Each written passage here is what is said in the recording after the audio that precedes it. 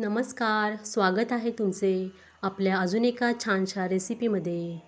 तर आज आपण बघणार आहोत कर्नाटकी स्टाईल मराठा बिर्याणी. त्यासाठी इथे मिक्सरच्या भांड्यामध्ये मी 1 मूठ कोथिंबीर घेतली आहे आणि 1 मूठ पुदिना घेतला आहे. आणखी 2 मिरच्या घेतल्या आहेत हिरव्या. ही बिर्याणी कर्नाटकामध्ये जेव्हा मराठ्यांचं राज्य होतं तिथल्या सोल्जर्ससाठी केली जायची, सैनिकांसाठी केली जायची. आता हे आपण मिक्सरला लावून घेऊया. हे बघा मिक्सरची पेस्ट झालेली आहे मिक्सरला पुदिन्याची. आणि आता इथे एका चाळणीमध्ये मी पाव किलो इंद्रायणी तांदूळ घेतले आहेत. तुमच्याकडे जर इंद्रायणी असेल तर तुम्ही इंद्रायणी घ्या, वासाचा तांदूळ घ्या तुम्ही, किंवा आंबेमोहोर असला किंवा कोणताही वासाचा तांदूळ असला तरी चालेल. हे स्वच्छ धुवून घेतले आहेत. वजनी पाव किलो आहेत आणि वाट्यांनी मोजल्यावर ते तांदूळ 2.5 वाट्या झाले आहेत माझे. आता इथे पाव किलो तांदळासाठी मी पाव किलो चिकन घेतलं आहे आणि त्यामध्ये 1 चमचा आलं लसूण पेस्ट आणि 2 चमचे दही घातलं आहे. आणि ह्याला हळद आणि मीठ मी आधीच लावलं होतं, पण व्हिडिओ घ्यायचा राहून गेला माझ्याकडून. तर कुकरच्या भांड्यामध्ये मी आता 2 चमचे तेल घेतलं आहे. 2 मोठे चमचे तेल आहे हे. त्यामध्ये आपण आता खडे मसाले घालूया.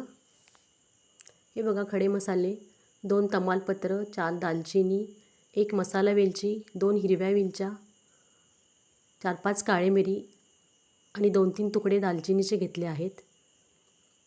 आता तेल तापले आहे. तेलामध्ये आपण आता जिरे घालूया 1 चमचा. जिरे छान तडतडले की आपण जो मसाला घेतला होता तो त्याच्यामध्ये घालायचा आहे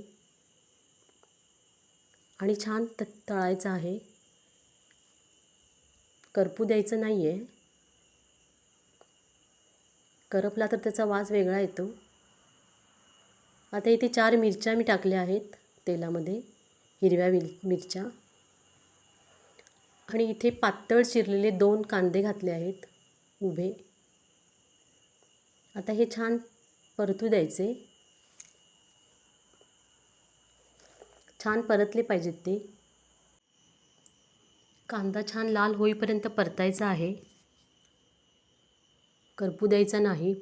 कांदा मऊ झाला पाहिजे छान, नाहीतर कच्चा राहिला तर तो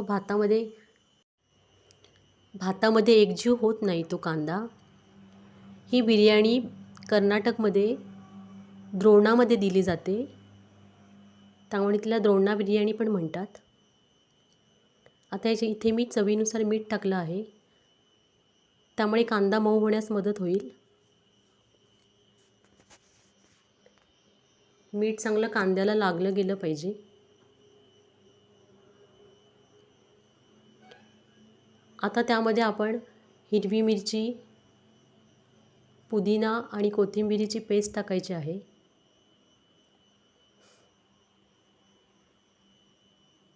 आणि तीही छान परतून घ्यायची आहे तेल सुटेपर्यंत. मसाले चांगले भाजले ना की पदार्थ फार छान होतो.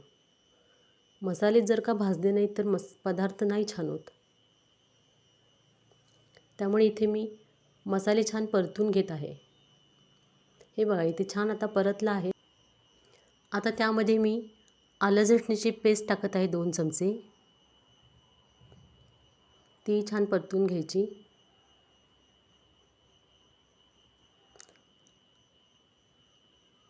चवीनुसार मीठ टाकत आहे.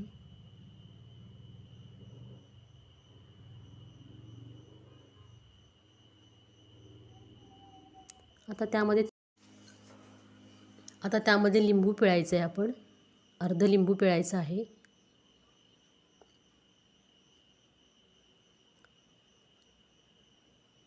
बिया घालायच्या नाहीत, बिया घातल्यामुळे कडू होते ते. मी ह्याच्या बिया पूर्ण काढल्या आहेत. आता धुतलेले तांदूळ घालूया आणि छान परतून घेऊया.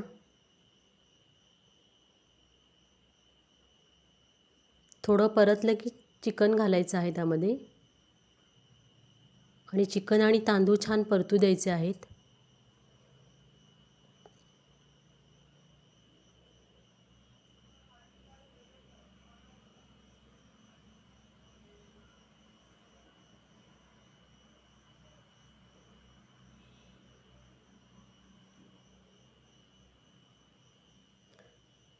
तुम्ही जर माझ्या चॅनलवर नवीन असाल तर व्हिडिओला लाईक करा, सबस्क्राईब करा आणि बेल आयकॉनवर हिट करा, म्हणजे येणाऱ्या व्हिडिओची नोटिफिकेशन तुम्हाला सगळ्यात अगोदर मिळेल.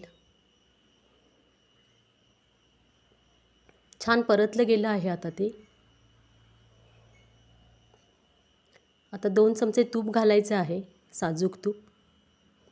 बिर्याणी आहे त्यामुळे तूप तर पाहिजेच थोडं तरी.